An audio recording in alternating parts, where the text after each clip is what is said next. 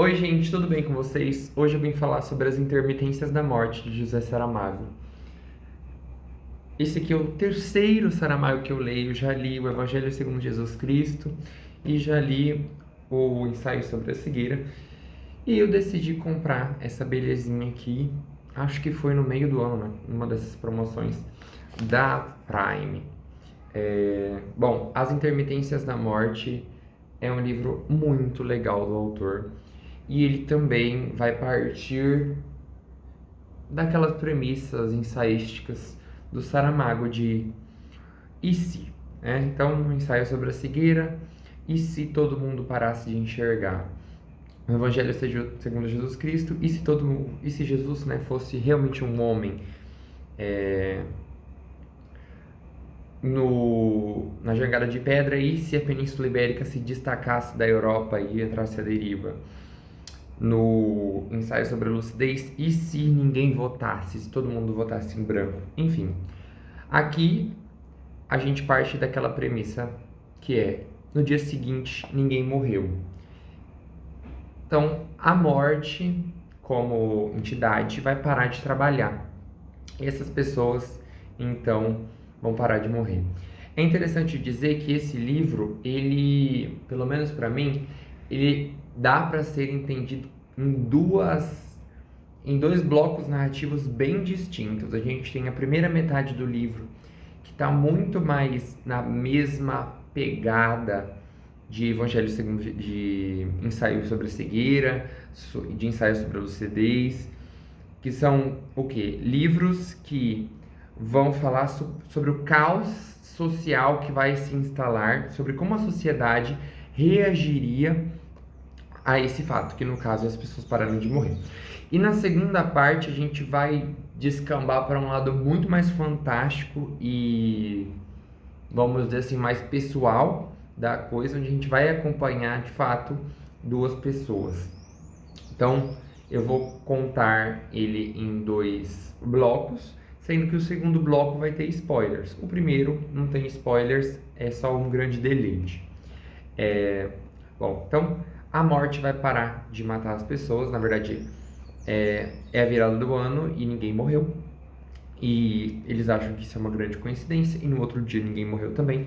E aí, basicamente, a sociedade inteira vai começar a ver isso como um grande acontecimento.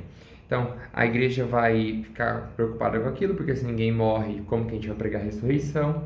A gente vai ter os agentes funerários malucos, porque o trabalho deles é enterrar as pessoas, e se ninguém morre, como que se enterra? O que esse pessoal vai fazer da vida?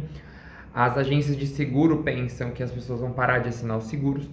O primeiro-ministro vai reagir de uma forma muito estranha.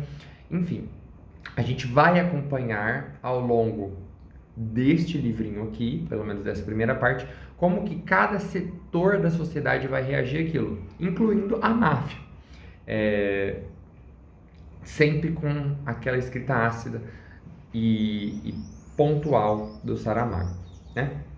Então, voltando um pouquinho, ninguém vai morrer e essas pessoas todas vão continuar existindo. E não é que as pessoas vão parar de adoecer, não é que elas param de envelhecer, elas simplesmente não morrem. Então, por exemplo, se uma pessoa sofre um grave acidente de trânsito, ela entra em coma, ela não morre, não importa, você não precisa desligar os aparelhos, ela simplesmente não morre. Mas também, se ela tem uma doença que ela é incapaz de se curar, ela também não se cura, ela só vai existindo. E a gente vai vendo que isso é um pesadelo. Porque, inclusive, é um pesadelo no sentido logístico da coisa. Se ninguém morre, se ninguém vai morrer, e a gente não sabe quanto tempo isso vai durar, a pirâmide etária, ela vai ser maluca, ela vai ser, sim, ela vai, a parte dos mais idosos vai ser eterna, vamos dizer assim. Então é também uma certa, dá pra gente entender isso como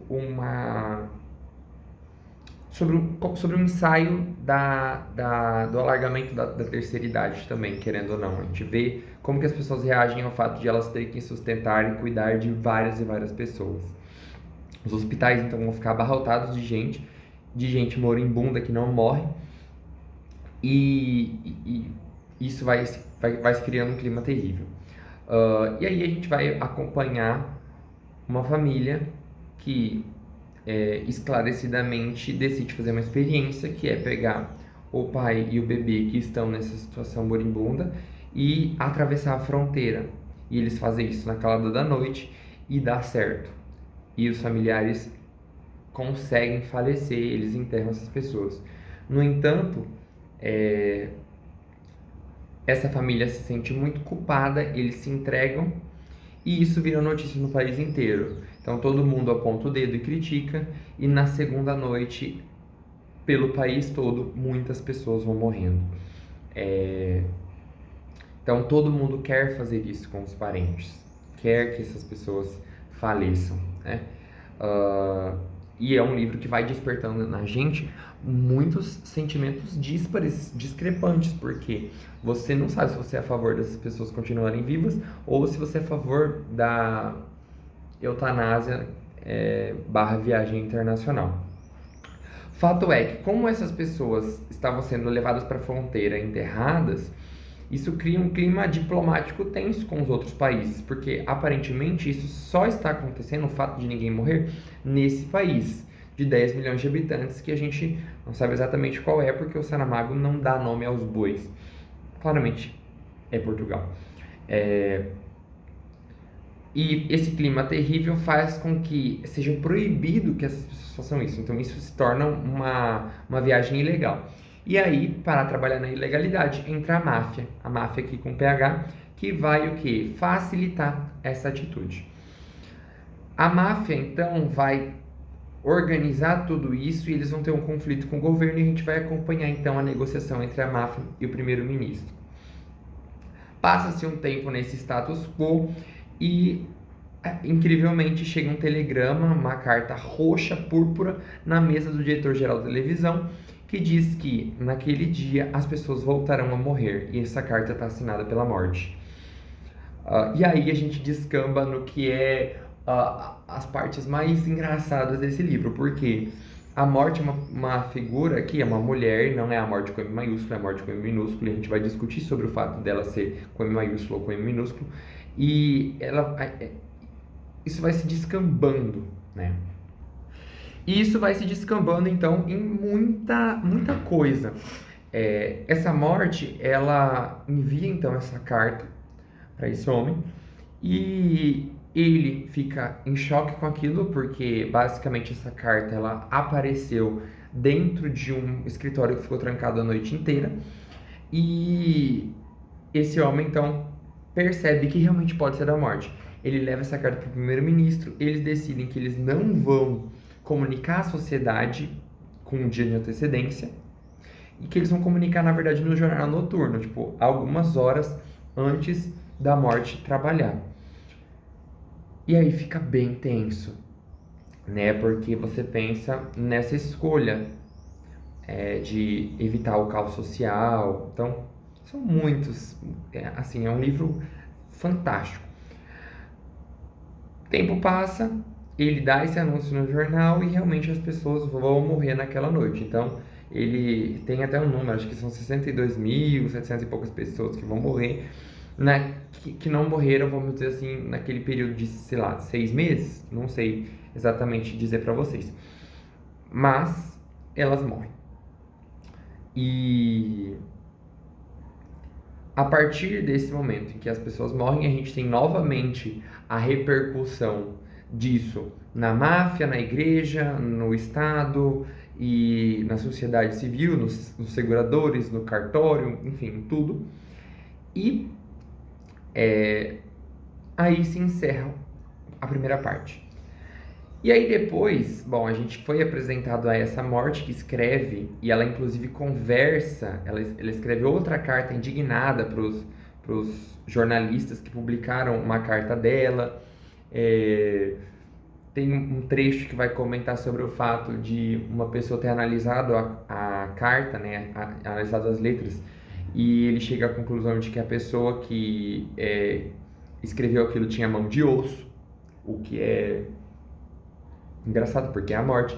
Então a morte realmente vai ser essa figura, vamos dizer assim, caricata. Só que ela não é a morte. Saramago vai comentar aqui que ela é só um departamento da morte. A morte em si é uma coisa que ela mesma nunca viu. Essa morte trabalha desde sempre nesse país e ela não conhece os outros departamentos, ela não conhece nada. Ela trabalha num cubículo e aí é como se a gente descesse, né? A gente está aqui filmando a sociedade e em determinado momento a gente corta para o escritório da morte. E aí nesse escritório a gente vai acompanhar ela trabalhando ali e a gente vê que ela vai escrevendo essas cartas para todas as pessoas e depois que ela decidiu voltar a matar as pessoas, ela escreve, né, uma carta explicando por que que ela fez isso, e ela decide que a partir daquele momento ela vai escrever uma carta avisando que a pessoa vai morrer em 7 dias. Então ela tá dando, vamos dizer assim, o direito da pessoa de pagar os seus impostos, de perdoar o seu pai, de fazer alguma coisa que ela queira. E ela faz isso tudo na boa intenção. Só que as pessoas vão ficar alarmadas, porque simplesmente o correio chega de manhã com uma carta roxa. E todo mundo vai saber, né? Identidade visual é tudo, que a morte, que aquela carta da morte, que aquela pessoa vai morrer em breve. Enfim, cria-se um caos social, mas a gente não vai acompanhar esse caos de perto. A gente está acompanhando agora a morte no seu escritório. E a partir daqui vão ter spoilers, mas basicamente uma pessoa não vai receber essa carta. A carta volta para o escritório. E como assim a carta volta, se não tem nenhuma comunicação entre o mundo superior e o escritório? E a morte fica maluca com que aquilo aconteceu. Ela envia essa carta mais uma ou duas vezes. Ela percebe que a carta realmente não vai ser entregue a essa pessoa. Ela vai dar uma conferida nos dados e ela percebe que essa pessoa já devia estar morta. Só que ela não recebeu a carta e a morte não a levou. Ninguém sabe por que isso aconteceu, isso não é bem explicado, e a partir daí a morte vai buscar essa pessoa, vai buscar entender essa pessoa e tentar entregar essa carta presencialmente. A partir daí a gente vai ter o quê? História. Eu gostei muito do livro, eu acho que é um livro muito legal, e a gente vai acompanhar também, a gente vai descobrir depois que essa pessoa é um violoncelista, e o Saramago aqui, sei lá, Dr. Fausto Thomas Mann, vai comentar muito sobre algumas obras da música. E ele vai falar principalmente da suíte número 6, opus 1012, de violoncelo do Johann Sebastian Bach. E como é o Saramago, ele sempre vai se referir a essa música como opus 6, a suíte número 6, opus 1012, de Johann Sebastian Bach. E o próprio personagem, que é violoncelista, vai comentar sobre isso. E a gente vai ter vários comentários sobre essa música e também sobre algumas outras suítes de violoncelo. É um livro excelente. E agora, na parte de spoiler, se você não leu esse livro, por favor, não ouça esse spoiler. Mas enfim, a partir daqui tem spoilers. Fiquei indignado com esse final, gente. Hoje eu tô bem verborrágico, tô falando super rápido. Mas eu fiquei indignado com esse final.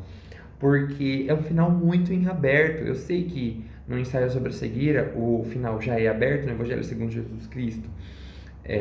O final é óbvio, mas nesse livro aqui o final é muito aberto. A gente não tem uma explicação de por que essa pessoa realmente não morreu. A morte simplesmente torna-se uma outra pessoa e vai passear pela cidade. Ela tem tiradas extremamente sarcásticas. Eu não falei da gadanha. Ela conversa com a gadanha, né, que é o que substituiu a foice, porque é um instrumento que é muito mais fácil de fazer colheita de tudo. E, enfim. E aí ela vai lá e se apaixona pelo violoncelista e no dia seguinte ninguém morreu. E que final legal! E é isso. É um livro cíclico? Talvez. Mas a gente entende que o começo desse livro, que desencadeou todo aquele caos público, é muito diferente do final desse livro, porque o mote é totalmente diferente. Enfim, eu adorei esse livro, eu gosto muito do primeiro-ministro e também da gadanha, eu acho que são figuras assim, fantásticas.